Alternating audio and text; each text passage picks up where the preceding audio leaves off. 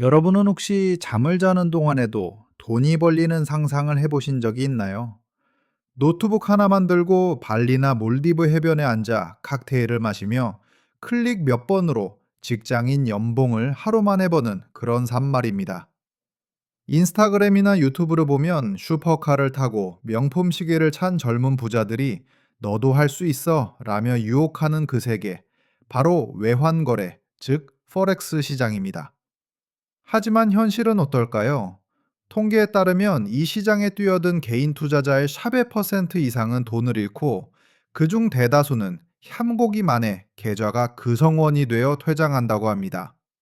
오늘은 화려해 보이지만 그 이면에는 피 튀기는 전쟁터가 숨겨져 있는 세계, 하루 거래 대금만 4조 달러가 넘는 지구상에서 가장 거대한 금융시장인 포렉스에 대해 아주 깊숙이 파헤쳐 보려고 합니다. 도대체 포렉스가 무엇인지, 왜 누군가는 여기서 떼돈을 벌고 누군가는 전 재산을 날리는지, 그리고 이 거대한 파도 속에서 살아남으려면 무엇을 알아야 하는지 저 범친과 함께 하나하나 뜯어보겠습니다. 이 영상은 여러 자료와 제 경험을 바탕으로 제작되었으며, 투자를 권유하는 것이 아니라 이 시장의 본질을 알려드리기 위한 교육용 콘텐츠임을 미리 밝힙니다. 혹시 틀린 정보가 있다면 댓글로 지적해 주시면 감사하겠습니다. 자, 그럼 시작해 볼까요? 먼저 포렉스라는 단어부터 짚고 넘어가야겠습니다. 포렉스는 Foreign Exchange의 줄임말입니다. 한국어로는 외환거래라고 하죠. 아주 쉽게 설명하자면, 여러분이 해외여행을 갈 때 공항 환전소에서 한국 원화를 주고 미국 달러나 일본 엔화로 바꾸는 행위, 그게 바로 포렉스의 가장 기초적인 형태입니다. 여러분이 1달러를 1,300원에 샀는데 여행을 다녀와서 남은 달러를 다시 원화로 바꾸려고 보니 환율이 올라서 1달러당 1,400원을 쳐준다면, 여러분은 환차익으로 100원을 번 셈이 됩니다. 포렉스 트레이딩은 바로 이 원리를 이용해 시세 차익을 노리는 것입니다.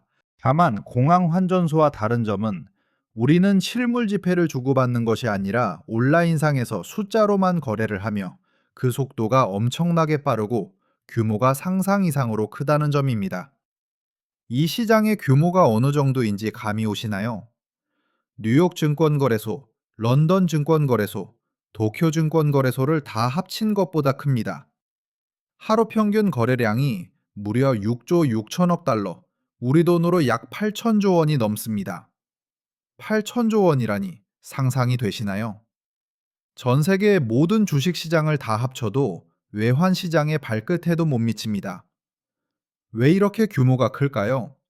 단순히 투기꾼들이 모여서 도박을 하기 때문일까요? 아닙니다. 이 시장은 전 세계 경제의 혈관이기 때문입니다. 삼성전자가 미국에 반도체를 팔면 달러를 받죠. 그 달러를 한국 직원들 월급 주고 공장 돌리려면 원화로 바꿔야 합니다. 애플이 중국에서 아이폰을 만들려면 위안화가 필요합니다. 각국 중앙은행은 자국 화폐의 가치를 조절하기 위해 외환 시장에 개입합니다. 헤지 펀드들은 거시경제 흐름을 보고 베팅을 합니다. 이렇게 기업, 은행, 정부, 투기 세력, 그리고 우리 같은 개미 투자자들이 모두 얽히고 설켜 24시간 내내 돌아가는 곳이 바로 포렉스 시장입니다. 그렇다면 이 시장은 어떻게 돌아갈까요? 주식은 회사의 지분을 사는 것이지만 포렉스는 국가의 돈을 사는 것입니다. 그런데 돈의 가치는 절대적이지 않습니다. 상대적이죠. 그래서 외환 거래는 항상 쌍으로 이루어집니다. 가장 유명한 것이 유로 슬래시 달러 쌍입니다. 만약 여러분이 2유로 USD를 매수한다는 것은 달러를 팔아서 유로를 산다는 뜻입니다. 즉, 미국 경제보다 유럽 경제가 더 좋아질 것이라고, 혹은 달러 가치보다 유로 가치가 더 오를 것이라고 베팅하는 것이죠. 반대로 매도한다는 것은 유로를 팔고 달러를 사는 것입니다. 주식시장은 가격이 올라야만 돈을 벌 수 있는 구조가 대부분이지만, 물론 공매도가 있지만 제약이 많죠. 외환 시장은 양방향 거래가 아주 자유롭습니다. 경제가 망할 것 같으면 매도 포지션을 잡아서 돈을 벌면 됩니다. 이것이 포렉스가 가진 가장 큰 매력 중 하나입니다. 상승장이든 하락장이든 기회는 항상 존재하니까요. 하지만 여기서 가장 중요한 핵심 개념이 등장합니다. 바로 레버리지, 지렛대 효과라고도 하죠. 외환 시장의 변동성은 생각보다 크지 않습니다. 하루에 환율이 1%, 2% 움직이면 정말 난리가 나는 날입니다. 보통은 0. 몇 퍼센트 단위로 움직이죠. 주식처럼 상한가 30% 이런 건 없습니다. 국가의 통화 가치가 하루에 30%씩 왔다 갔다 하면 그 나라는 망한 거나 다름없으니까요. 그렇다면 변동성이 이렇게 작은데 어떻게 큰 돈을 벌까요? 여기서 레버리지가 등장합니다. 증거금이라는 아주 적은 돈만 맡기면 브로커가 돈을 빌려줘서 내 원금의 100배, 500배, 심지어 1000배 규모의 거래를 할 수 있게 해줍니다. 예를 들어 100만 원을 가지고 100배 레버리지를 쓰면 1억 원어치의 달러를 사고 팔 수 있는 겁니다. 이게 얼마나 무서운 건지 아시나요? 1억 원을 굴려서 1% 수익이 나면 100만 원을 법니다. 내 원금이 100만 원이었으니 순식간에 수익률 10%를 달성하는 거죠. 와, 대박 아닌가요? 하지만 반대로 생각해 보세요. 10%만 손실이 나면 내 원금 100만 원은 그 즉시 증발합니다. 이것을 마진콜 혹은 강제 청산이라고 부릅니다. 브로커는 절대 손해를 보지 않습니다. 여러분의 돈이 다 사라질 것 같으면 시스템이 자동으로 거래를 강제 종료시켜 버립니다. 레버리지는 여러분을 하루아침에 부자로 만들어줄 수도 있지만 눈 깜짝할 사이에 거지로 만들 수도 있는 아주 날카로운 양날의 검입니다. 초보자들이 외환시장에 들어와서 망하는 가장 큰 이유가 바로 이 레버리지를 감당하지 못해서입니다. 욕심에 눈이 멀어 풀 레버리지를 남겼다가 잠깐의 파동에 계좌가 녹아내리는 경험 해보신 분들은 아실 겁니다. 이제 역사를 좀 살펴볼까요? 돈의 역사를 알면 이 시장이 왜 이렇게 움직이는지 이해할 수 있습니다. 과거에는 금본위제라는 것이 있었습니다. 돈을 가져가면 그만큼 금으로 바꿔주던 시절이었죠. 즉, 화폐의 가치가 금이라는 실물 자산에 고정되어 있었습니다. 그래서 환율 변동이 거의 없었죠. 하지만 노베 세롬 등년 미국의 닉슨 대통령이 더 이상 달러를 금으로 바꿔주지 않겠다고 선언해버립니다. 이것을 닉슨 쇼크라고 합니다. 이때부터 전 세계의 돈은 고삐 풀린 망아지처럼 움직이기 시작했습니다. 화폐의 가치는 더 이상 금에 묶여 있지 않고 시장의 수요와 공급, 각 나라의 경제력, 정치적 상황에 따라 동동 떠다니게 되었습니다. 이것이 바로 변동 환율제의 시작이고 오늘날 우리가 아는 포렉스 트레이딩의 기원입니다. 이 역사적 사건이 없었다면 우리는 지금처럼 차트를 보며 환율을 예측하는 일을 할 필요가 없었을 겁니다. 그렇다면 환율은 도대체 무엇 때문에 움직일까요? 이걸 분석하는 방법은 크게 두 가지로 나뉩니다. 첫 번째는 기본적 분석입니다. 이것은 숲을 보는 것입니다. 한 나라의 경제 체력을 분석하는 거죠. 여기서 가장 중요한 것은 금리입니다. 돈은 이자를 많이 주는 곳으로 흐르게 되어 있습니다. 만약 미국이 금리를 올린다면 전 세계 투자자들은 더 많은 이자를 받기 위해 돈을 달러로 바꿀 것입니다. 그러면 달러 수요가 늘어나고 달러 가치는 상승합니다. 반대로 금리를 내리면 돈이 빠져나가겠죠. 그래서 포렉스 트레이더들은 미국 연방준비제도 의장인 제롬 파월의 입만 쳐다보고 있는 겁니다. 그가 기침만 해도 차트가 요동치니까요. 금리 외에도 GDP 성장률, 실업률, 인플레이션 지수, CPI 같은 경제 지표들이 발표될 때마다 외환 시장은 춤을 춥니다. 특히 미국 비농업 고용 지수 NFP가 발표되는 매월 첫째 주 금요일 밤은 전 세계 트레이더들의 축제이자 장례식 날입니다. 몇 초 만에 수백 pb 움직이거든요. 두 번째 방법은 기술적 분석입니다. 이건 나무를 보는 것입니다. 차트, 캔들, 이동평균선, 보조지표 등을 보면서 과거의 데이터를 바탕으로 미래를 예측하는 것입니다. 헤드앤숄더 패턴이 나왔으니 하락할 거야. 골든 크로스가 발생했으니 매수해야 해 같은 말 들어보셨죠? 기술적 분석을 냉신하는 사람들은 모든 정보는 이미 차트 가격에 반영되어 있다고 주장합니다. 반면 기본적 분석가들은 차트는 그저 그림 그리기 놀이일 뿐이라고 비웃기도 합니다. 하지만 실제 성공한 트레이더들은 이 두 가지를 적절히 섞어서 사용합니다. 큰 추세는 경제 지표로 파악하고 진입과 청산 타이밍은 차트를 보고 잡는 시기죠. 여러분이 만약 이 시장에 뛰어든다면 캔들 하나하나의 의미부터 시작해서 지지선과 저항선, 추세선을 긋는 법을 밥 먹듯이 연습해야 할 겁니다. 하지만 이론을 빠삭하게 안다고 해서 돈을 벌 수 있을까요? 천만의 말씀입니다. 포렉스 시장의 진짜 적은 외부에 있는 것이 아니라 여러분 내면에 있습니다. 바로 심리입니다. 인간의 뇌는 트레이딩에 아주 부적합하게 설계되어 있습니다. 우리는 이익은 빨리 실현하고 싶어 하고 손실은 인정하기 싫어해서 끝까지 버티려고 합니다. 조금만 수익이 나면 역시 난 천재야 라며 빨리 팔아버리고 손실이 나면 언젠간 오르겠지 라며 존버하다가 강제 청산을 당합니다. 이것을 손실 회피 편향이라고 합니다. 또 한 번 돈을 잃으면 뚜껑이 열려서 뇌동매매를 합니다. 잃은 돈을 빨리 복구하고 싶은 마음에 평소보다 더 큰 돈을 베팅하고 근거 없는 진입을 합니다. 이걸 복수매매라고 하는데 계좌를 깡통으로 만드는 지름길입니다. 성공한 트레이더들은 기계처럼 매매합니다. 감정을 배제하고 미리 정해둔 원칙대로만 움직입니다. 손절매, 칼같이 지키는 것. 그것이 이 정글에서 살아남는 유일한 생존 법칙입니다. 그리고 포렉스 시장에는 여러분을 노리는 하이에나들도 득실거립니다. 바로 스캠 브로커들입니다. 외환 거래를 하려면 해외 브로커를 이용해야 하는데 이 중에는 정식 라이선스 없이 운영되는 사기 업체들이 많습니다. 입금은 쉬운데 출금은 안 해준다거나 차트를 조작해서 일부러 손실을 보게 만드는 경우도 있습니다. 또 하루 100% 수익 보장, AI 자동 매매 프로그램 같은 허위 광고로 초보자들을 유혹해서 돈을 뜯어가는 사기꾼들도 넘쳐납니다. 기억하세요. 이 세상에 쉽게 돈 버는 방법은 없습니다.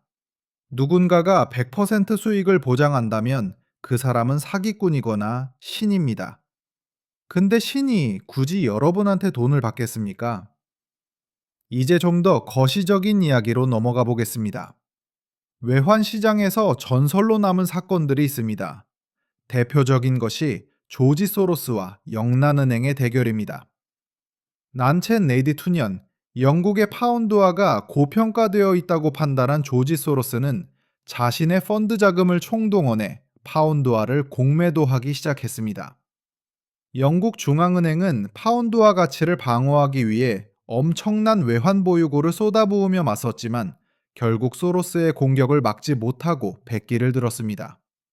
이 사건으로 영국은 엄청난 타격을 입었지만 소로스는 하루 만에 10억 달러, 지금 돈으로 1조 원이 넘는 돈을 벌어들였습니다. 일개 개인이 국가의 중앙은행을 이긴 전무후무한 사건이었죠. 이것이 바로 외환 시장의 냉혹함입니다. 힘 있는 자가 모든 것을 가져가는 승자 독식의 세계입니다. 또 다른 사건은 추계복 10천년 스위스 프랑 사태입니다. 스위스 중앙은행이 유로화 대비 스위스 프랑의 환율 하한선을 갑자기 폐지해버린 사건인데 이로 인해 스위스 프랑 가치가 순식간에 탑 10% 넘게 폭등했습니다. 반대로 유로 스위스 프랑 환율은 수직 낙하했죠. 이때 반대 포지션을 잡고 있던 수많은 개인 투자자는 물론이고 대형 헤지펀드와 브로커 회사들까지 줄도산했습니다. 차트가 그냥 점을 찍으며 내려가서 손절매조차 되지 않았던 공포의 순간이었습니다. 외환 시장은 이렇게 예고 없이 찾아오는 블랙 스완이 존재합니다. 그래서 항상 리스크 관리를 해야 하는 것입니다.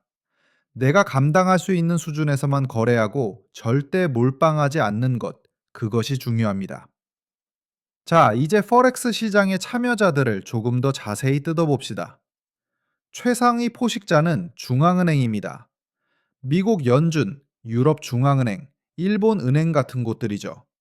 이들은 돈을 벌려고 거래하는 게 아닙니다.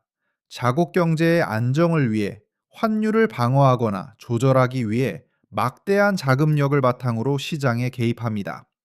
이들이 움직이면 쓰나미가 몰려옵니다. 우리는 그 쓰나미에 올라타야지 맞서 싸우려고 하면 안 됩니다. 그 다음은 상업은행들입니다. 도이치뱅크, 시티은행, JP모건 같은 거대 글로벌 은행들이죠. 이들이 전체 거래량의 상당 부분을 차지합니다. 기업들의 환전 수요를 처리해 주기도 하고 자체적인 투기 거래도 합니다. 그리고 헤지펀드와 기관 투자자들이 있습니다. 이들은 고객의 돈을 굴려 수익을 내는 것이 목표인 사냥꾼들입니다. 고도의 알고리즘과 최고급 정보를 무기로 시장을 휘젓고 다닙니다. 마지막으로 가장 밑바닥에 우리 같은 소매 투자자, 즉 개미들이 있습니다. 정보력도 부족하고 자금력도 부족하고 심리적으로도 취약합니다. 그래서 나는 퍼센트가 돈을 잃는 겁니다. 기관들이 쳐놓은 덫에 걸려들고 뉴스를 뒤늦게 보고 추격 매수하다가 물리고 공포에 질려 손절하면 그때부터 가격이 오르는 마법을 경험하게 되죠. 개미가 이길 수 있는 유일한 방법은 기관들의 발자국을 따라가는 것뿐입니다. 그들이 매수할 때 같이 사고 그들이 팔 때 같이 파는 것. 그것을 파악하는 능력을 기르는 것이 공부의 핵심입니다. 포렉스 거래를 하려면 통화상의 성격을 알아야 합니다. 통화상은 크게 메이저, 마이너, 이그조틱으로 나뉩니다.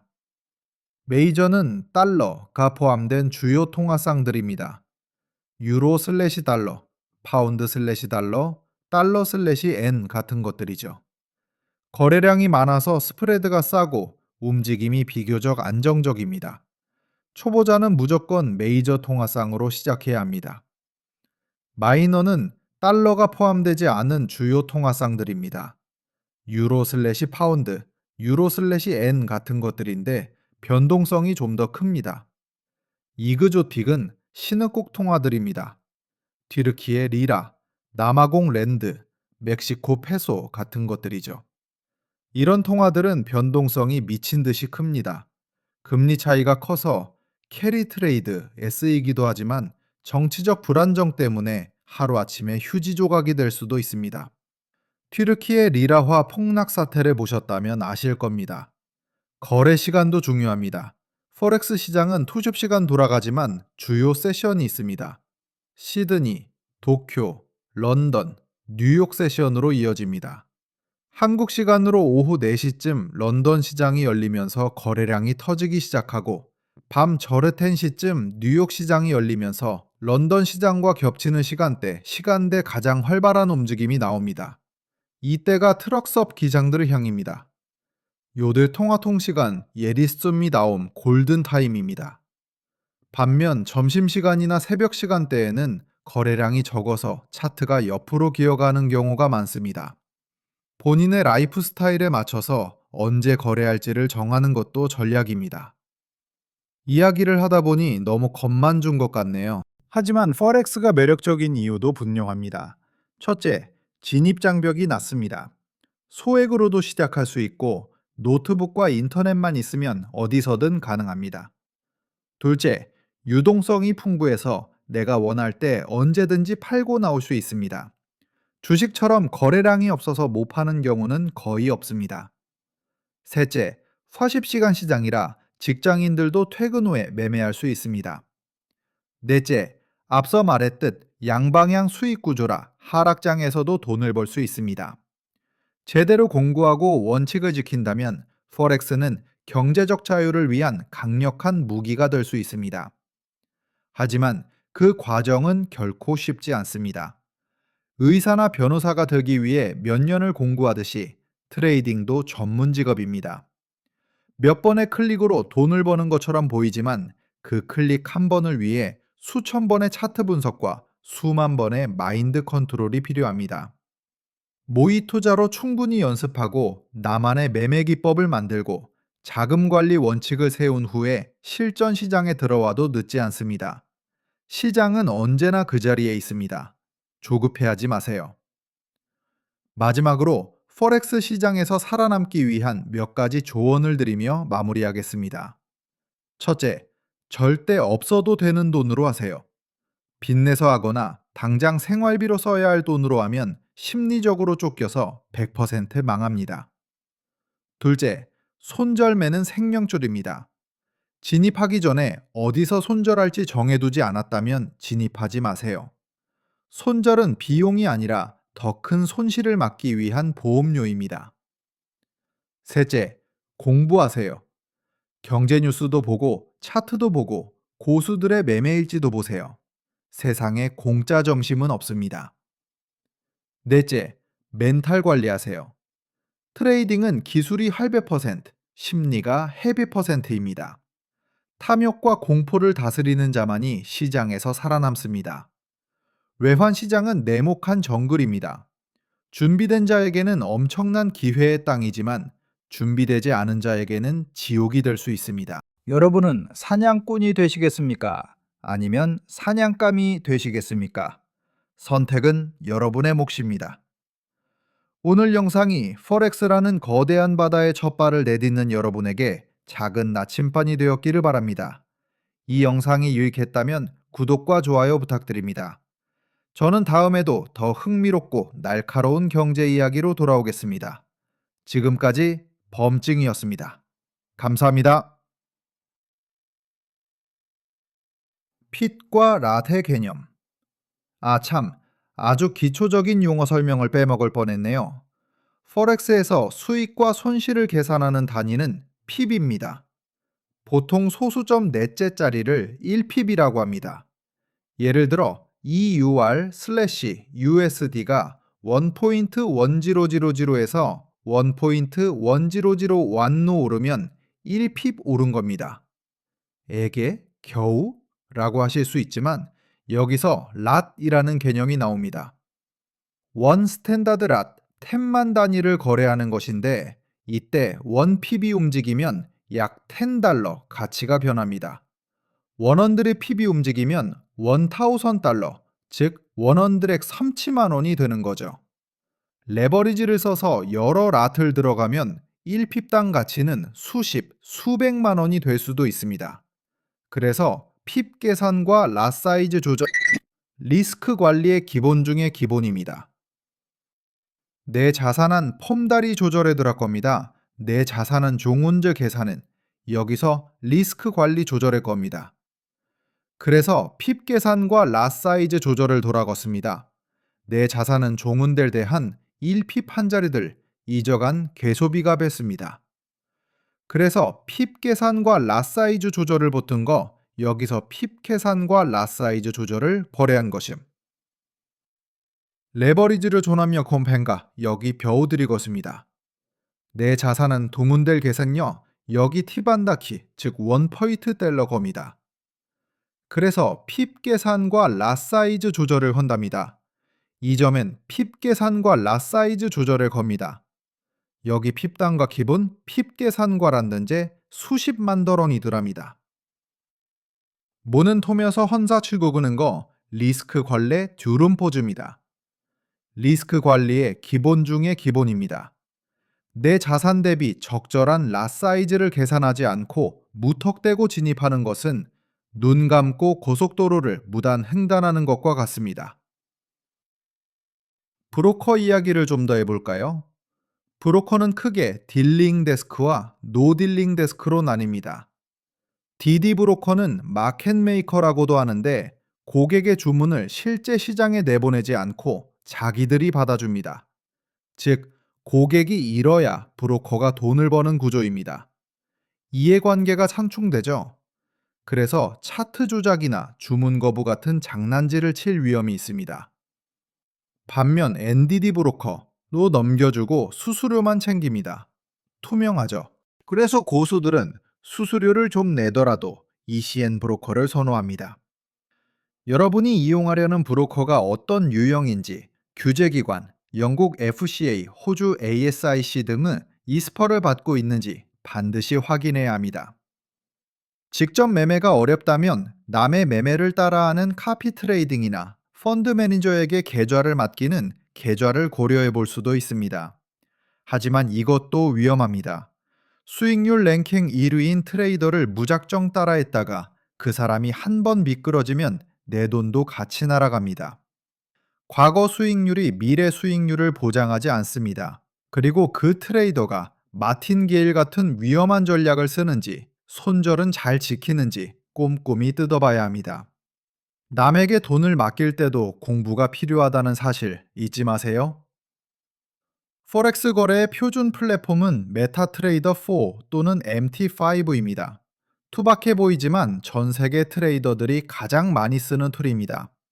여기에 수많은 보조 지표를 깔 수도 있고 EA라고 불리는 자동 매매 프로그램을 돌릴 수도 있습니다. 코딩을 할 줄 안다면 나만의 매매 로봇을 만들어서 토한 시간 돌릴 수도 있죠. 물론 훌륭한 로봇을 만드는 건 훌륭한 트레이더가 되는 것만큼이나 어렵습니다. 시중에 판매되는 자동 매매 프로그램 중 날공 쓰레기라는 말도 있습니다. 백테스팅 결과만 믿지 말고 실계좌 포워드 테스트 결과를 확인해야 합니다. 자, 이제 정말 포렉스의 A부터 Z까지 겉핥기가 아니라 속살까지 들여다본 것 같습니다. 화려한 숫자 뒤에 숨겨진 인간의 탐욕과 공포, 그리고 거대한 자본의 흐름이 보이시나요? 포렉스는 단순한 돈놀이가 아닙니다. 그것은 세계 경제의 축소판이자 가장 치열한 심리 게임입니다. 이 영상을 끝까지 보신 분들은 적어도 아무것도 모르고 덤비는 호구는 되지 않으실 겁니다. 시장 앞에서 항상 겸손하시고 끊임없이 배우시길 바랍니다. 여러분의 성공적인 투자를, 아니, 생존을 기원합니다. 진짜 범증이었습니다. 다음에 뵙겠습니다.